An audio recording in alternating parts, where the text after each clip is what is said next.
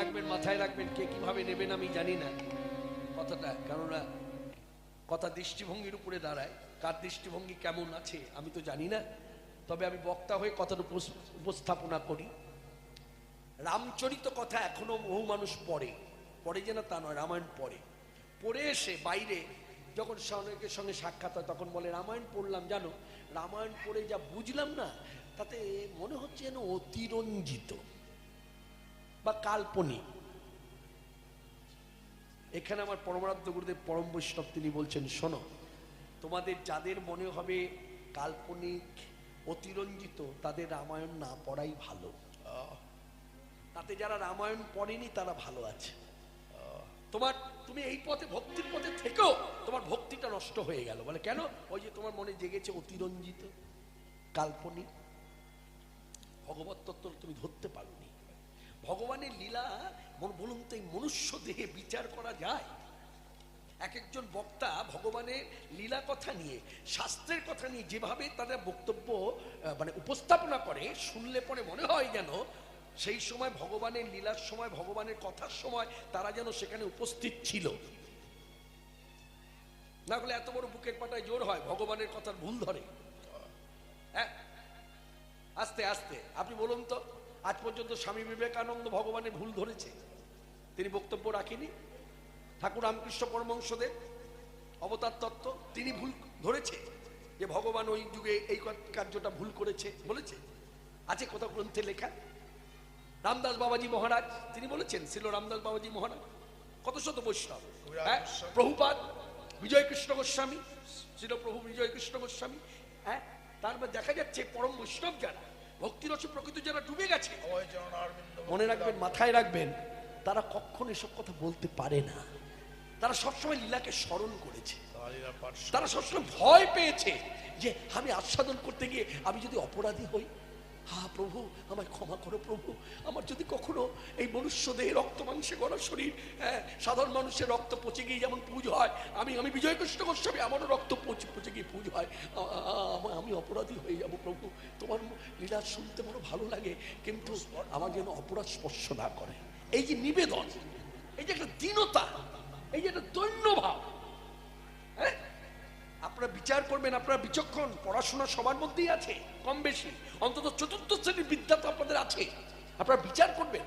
বক্তাদের যে body language, বক্তাদের বক্তব্য রাখতে গিয়ে যে একটা শরীরী ভাষা, কথা বলা ভঙ্গিমা, তাদের যে অধ্যত্ত, তাদের ভাষণের যে অধ্যত্ততা, এই জায়গাগুলো আপনারা বিচার করবেন। কেন বিচার করবেন না? যে আপনি একটা কথা বলুন, আপনি বক্তা বলতে পারেন, কিন্তু আপনারা এত তেজ কেন? আপনারা তো ক্রোধ কেন? এত ক্রোধ আসে কোত্থেকে? কার উপরে ক্রোধ করছেন? আর প্রথমত হচ্ছে মনে রাখবেন, ভক্তি রাজ্যে দাঁড়িয়ে হিন্দু হয়ে যখন হিন্দু ধর্মের বিরুদ্ধে কথা বলছে, তখন তাকে প্রথম প্রশ্ন করা উচিত, আপনি কোন ধর্ম অবলম্বন করেছেন? আগে সেটা আমাদের বলুন, আমাকে জানান। আপনি হিন্দু ধর্মের অনেক দোষ দেখছেন। মনে রাখবেন, মাথায় রাখবেন, আমি যতটুকু আমার অনুভূতি, ভক্তির অনুভূতি নিয়ে আমি বলতে পারি, আমার ছেলেটা খারাপ, আমার ছেলেটা খারাপ, যেমন মদ খায়, গাঁজা খায়, পড়াশোনা জানে না, আস্তে চরিত্রহীন, যত রকম দোষ আছে, আমার ছেলেটা খুব খারাপ বা আমার মেয়েটা খুব খারাপ, কিন্তু কর্মফলে আমার মেয়েটা খারাপ, আমার ছেলেটা খারাপ, কিন্তু গ্রামের লোক তাকে ভালোবাসে। এটাই কি আপনার হিংসা? আমার হিন্দু ধর্মের অনেক দোষ, আপনাকে তো আমি অধিকার দিইনি বলা যে আপনি হিন্দু ধর্মের দোষের কথা প্রচার করুন। তাহলে আপনি যে ধর্ম অবলম্বন করে এসেছেন, সেই ধর্ম অবলম্বন করে এসে যখন হিন্দু ধর্মের দোষ ধরছেন, তাহলে আপনি বলুন তো আপনার ধর্মে কি কোনো দোষ নাই? আপনি সেই ধর্মের দোষের কথা বলুন। মনে রাখবেন, আমরা বাঙালি ভক্ত যারা না, আমরা বিচক্ষণ, কিন্তু আমাদের বুকের পাটায় জোরটা কম, প্রতিবাদ করি না। উঠে দাঁড়িয়ে যে বলা, দাদা আপনার পায়ে ধরে ক্ষমা চাইছি, আপনি একজন ভালো সুবক্তা, আপনার জ্ঞান আছে, শাস্ত্র জ্ঞান আছে, আপনি অনেক পড়াশোনা করেছেন, আমরা এত পড়াশোনা করিনি। তবে আপনি যা বলছেন এগুলো নেবার ক্ষমতা আমাদের নেই, আমাদের কানে লাগছে। আমরা তো ভগবানকে অন্ধের মতো ভালোবাসি, আমাদের ভালোবাসার ধনকে নিয়ে আপনি যদি কিছু বলেন আমাদের কষ্ট হচ্ছে, আমাদের ব্যথা হচ্ছে। আপনাকে তো চুক্তিবদ্ধ করে নিয়েছি ব্যথা দেওয়ার জন্য নয়, সুখ দেওয়ার জন্য। আপনি দুটো পদাবলী কীর্তন করুন, পদাবলী গান, একটা বৈষ্ণব পদাবলী বলুন, একটা বৈষ্ণবের চরিত্র তুলে ধরুন, যে বৈষ্ণব কিভাবে ভজন সাধন করেছে সেই কথা বলুন। অন্তত করতে না পারলো তাকে অনুসরণ করুন। বোঝাতে পারলাম? তৈরি হন। মনে রাখবেন, বর্তমানে যারা কীর্তন প্রচার করছে তারা কিন্তু সবাই যে ভুল শিক্ষা দিচ্ছে মানুষকে তা নয়, এটা বলা ভুল। প্রত্যেকে কিন্তু গুরুঘর ভালো, প্রত্যেকের গুরুঘর ভালো। প্রত্যেক গুরুঘর যখন ভালো, কেউ ভুল শিক্ষা দিচ্ছে না। সবাই শাস্ত্রের কথা যে যতটা পাচ্ছে বলার চেষ্টা করছে, মানুষকে সঠিক পথটা দেখাচ্ছে, ভজনীয় পথ দেখাচ্ছে। এটা মাথায় রাখবেন, এটা মনে রাখবেন। আরেকটা কথা বলতে আমার ইচ্ছা হচ্ছে, সেটা হচ্ছে আমি মনে রাখবেন, আপনি যে স্কুলে পড়েছেন, এটা নিয়ম, ডিসিপ্লিন, যে স্কুলে পড়েছেন সেই স্কুলের ব্যাস না পড়ে আপনি স্কুলে ঢুকতে পেরেছিলেন? আসতে এই সাধারণ একটা কথার উত্তর দিন। আচ্ছা, আপনি না পড়েন, আপনার নাতি পড়ছে, আপনার নাতিকে আপনি স্কুলে পাঠিয়েছেন, আপনার নাতি ব্যাসটা পড়ে যায়নি, ফেরত এসছে, কেন? ডিসিপ্লিন, তাই তো? ঠিক তদ্রূপ হরি কথা বলতে গেলে আমি যে হরির দাস, এই ডিসিপ্লিনটা আমার প্রথম পরিচয় হচ্ছে আমার তিলক সেবা, আমার গলায় তুলসী কাষ্ঠের মালা, এটা হচ্ছে ব্যাস। এই ব্যাসটা যদি না থাকে এখানে ঢোকা নিষেধ। বুঝতে পারলাম? এই স্কুলে ঢোকা নিষেধ। এই স্কুলের দারোয়ানকে জানেন? আস্তে আস্তে বলছি যখন, ওই যে বললেন না তত্ত্ব, আমি বলি, এই স্কুলের দারোয়ানকে জানেন? দারোয়ান হচ্ছে যোগমায়া, কাত্যায়নী যোগমা, মানে স্বয়ং মা দুর্গা। তা মনে রাখবেন, জানবেন বাড়িতে সবাই সবার দোষ ধরে, একমাত্র দোষ ধরে না কে জানেন? বলুন তো দেখি, কে ধরে না? মা। মা সবার দোষ ক্ষমা করে দেয়। তা মা যোগমায়া এত কৃপাময়ী। আসতে এই পথে দেখবেন, এই পথে যে ভজন করে না তাকেও প্রবেশ করিয়েছে। যার গলায় তুলসী কাষ্ঠে মালা আছে সে যেমন এসেছে, যার গলায় তুলসী কাষ্ঠে মালা নেই সেও এসেছে। কারণটা কি জানেন? কারণটা হলো ওই যে কাঁচাম পাকামের গল্প জানেন তো? কাঁচাম পাকাম মানে পাকামের ঝুড়িতে কিছু কিছু কাঁচামও ঢোকানো থাকে। তা ওই মালদহ থেকে কলকাতা পৌঁছতে দিন 10 সময় লাগে। এই 10 দিনের মধ্যে ওই কাঁচামগুলো পাকামের সঙ্গে থেকে ওরাও পক্কতা লাভ করে। আপনি কি সেই সুযোগ নিচ্ছেন? আপনি কি সেই সুযোগ নিচ্ছেন? তাহলে নিয়ে যদি থাকেন, তাহলে আপনার কাছে প্রশ্ন, আপনি কতদিনে পাকবেন?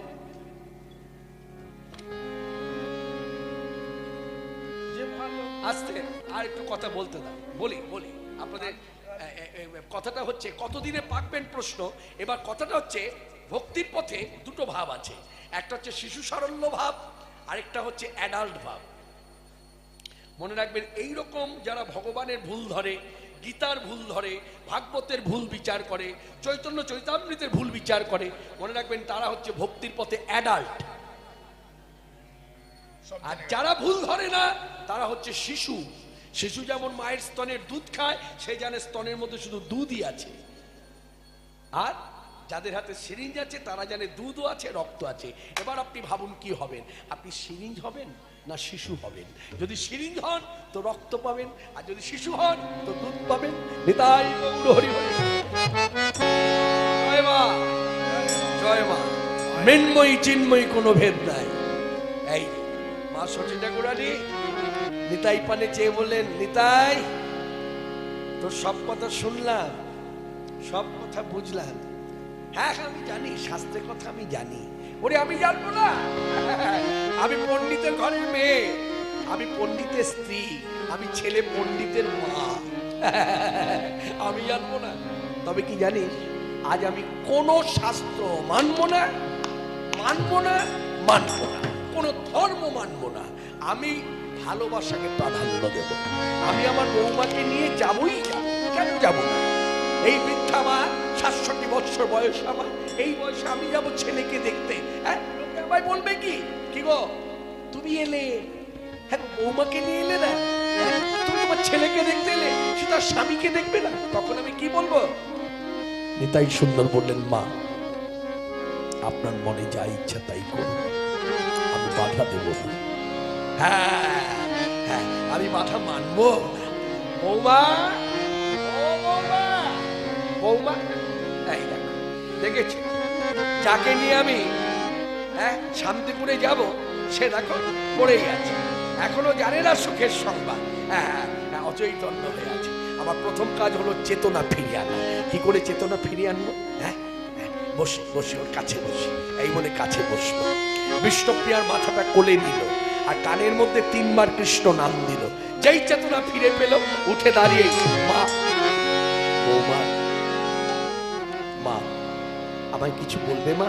হ্যাঁ বৌমা, আমি তোমার যে চেতনা ফিরিয়ে এনেছি কোনো দুঃখ দেবার জন্য নয়, সুখ দেবার জন্য। মা আমি জানি না এই জীবনে আমার আর কি সুখ আছে। বৌমা, আমি যদি বলি তোমার স্বামী এসেছে শান্তিপুরে, তুমি যাবে না মা? বিষ্ণুপ্রিয়ার সঙ্গে সঙ্গে মায়ের হাত দিয়ে ধরে বললেন, মা চোখের দেখা হবে না, দেখা হবে মনে মনে, চোখের দেখা হবে না, দেখা হবে মনে মনে, চোখের দেখা হবে না, দেখা হবে মনে মনে, চোখের দেখা হবে না, দেখা হবে মনে মনে। তুমি নিশ্চিত সকলে এসো,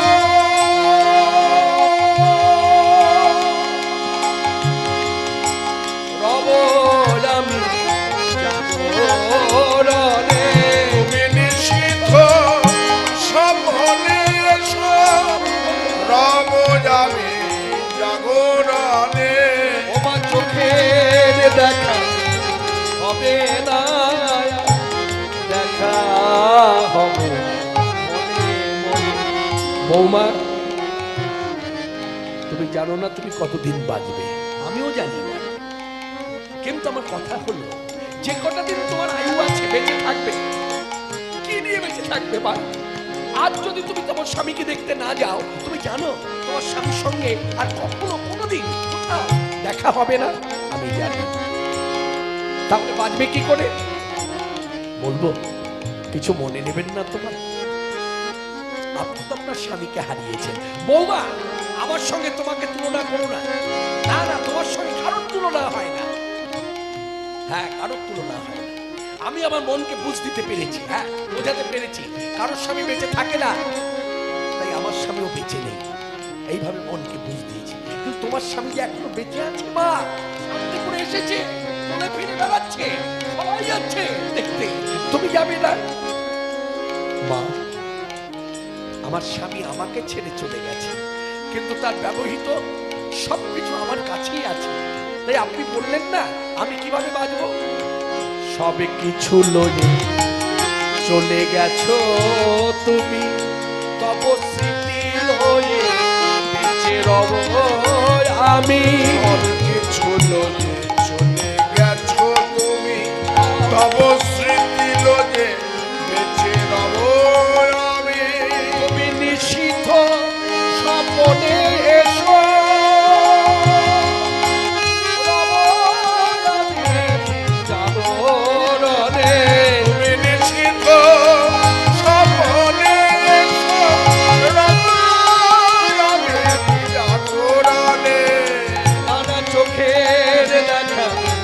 হবে না দেখা হবে মনে মনে, চোখের দেখা হবে না, দেখা হবে মনে মনে।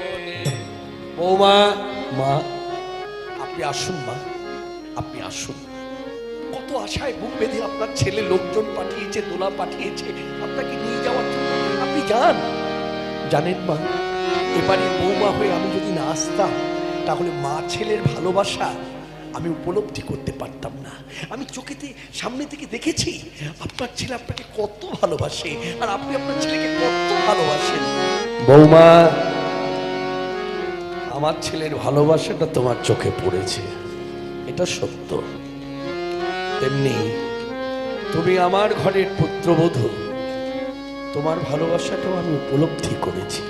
শুধু একটা কথা আমি তোমার কাছে জানতে চাই, তারপর আমি আর প্রশ্ন করব না, আমি চলে যাব শান্তিপুর তোমাকে ঘরে রেখে।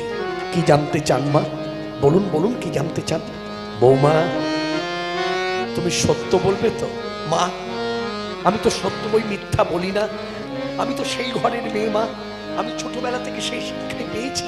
যা বলবে সত্য বলবে, তাতে যদি সমাজের বুকে তোমার মাথাটা নিচু হয়ে যায়, যা তবু তুমি সত্যের অধিকার। বৌমা, তোমার মনে আছে আমার ছেলে নিমাই মিশ্রের সঙ্গে তোমার যখন বিয়ে হয় তোমার বয়স কত ছিল? মা, স্মরণে খুব যদি ভুল না হয় তাহলে বয়স সীমা আমার 8 বছর বয়স ছিল। হ্যাঁ, মনে রেখেছো? ওর মিষ্টি মা, ওর মিষ্টি মা, ওর মিষ্টি মা, বৌমা আমার। হ্যাঁ, আচ্ছা এখন বয়স কত? 14 বৎসরে বালিকা বধূ। তাহলে বৌমা, এক ছাদের নিচে স্বামীকে নিয়ে কটা বছর কাটালে? 6 বৎসর। তুমি সুখী, আমি সুখী। বৌমা, আমাকে অবাক করে দিলে মা। হ্যাঁ, এই 67 বছর বয়সে দাঁড়িয়ে আমি অবাক হয়ে গেলাম। আমি গোটা ভারতবর্ষের কথা ভেবেই বলি, বিবাহিত জীবনে প্রত্যেকটি নারী একই কথা। কেউ 30 বছর ঘর করলো, স্বামীর ঘর, হ্যাঁ ঘর করছে, কেউ 40 বছর, কেউ 50, কেউ 60, এখনো বাপের বাড়িতে এসে একটাই কথা, স্বামী আমায় সুখ দিল না। অন্যভাবে নেবেন না মায়েরা, পায়ে ধরে ক্ষমা চাইছে। হয়তো আমার মেয়ে 24 বছর বয়স, বিয়ে হলে ওই একই কথা হয়তো বলবে, স্বামী আমায় সুখ দিল না। আমার স্ত্রী ওই একই কথা বলে, স্বামী আমায় সুখ দিল না। 30 বছরে সুখ জুটলো না, 40 বছরে জুটলো না, আর কবে জুটবে জানি না। আর ওই দেখুন বিষ্ণুপ্রিয়া, মাত্র 14 বছরের বালিকা বধূ, মাত্র 6 বছর ঘর করেছে এক ছাদের নিচে একসঙ্গে। মহাপ্রভু গৌরাঙ্গ ঘরণী বিষ্ণুপ্রিয়া গৌর সুন্দরকে নিয়ে বলছে আমি সুখী। এই একটা কথাতে মায়ের মনটা আনন্দে ভরে উঠল। যে দুঃখটা ছিল চাপা পড়ে গেল, দুঃখ শেষ। এই সুখ নিয়ে, আনন্দ নিয়ে দোলায় বসলো। সেই দোলা নিয়ে আসছে, আর এদিকে শান্তিপুরে গাওনে আনন্দ ভরে হরে কৃষ্ণ নাম। তোমরা গাওনে আনন্দ ভরে হরে কৃষ্ণ নাম, গাওনে আনন্দ ভরে হরে কৃষ্ণ নাম, হরে কৃষ্ণ নাম গাও বলো অবিরা, হরে কৃষ্ণ নাম গাও বলো অবিরা, হরে কৃষ্ণ নাম গাও বলো অবিরা, হরে কৃষ্ণ নাম গাও বলো অবিরা, হরে কৃষ্ণ নাম গাওনে আনন্দ ভরে হরে কৃষ্ণ নাম। বাহু তুলিয়ে যায় দুলিয়ে, দুটি বাহু তুলিয়ে যায় তুলিয়ে, বাহু তুলিয়ে যায় দুলিয়ে, দুটি বাহু তুলিয়ে যায় তুলিয়ে, মনে বিনয় করে কলি দিবে রে বাবা, তারপরে বিনয় করে কলি দিবে রে লবায়, মনে বিনয় করে কলি দিবে রে বাবা। তারপরে বিনয় করে কলি দিবে রে লবায়। হরে কৃষ্ণ কৃষ্ণ কৃষ্ণ হরে হরে, হরে রাম হরে রাম, রাম রাম হরে হরে, হরে কৃষ্ণ কৃষ্ণ হরে হরে, হরে রাম রাম, রাম রাম হরে হরে। এই মা এসেছে, মা এসেছে, মা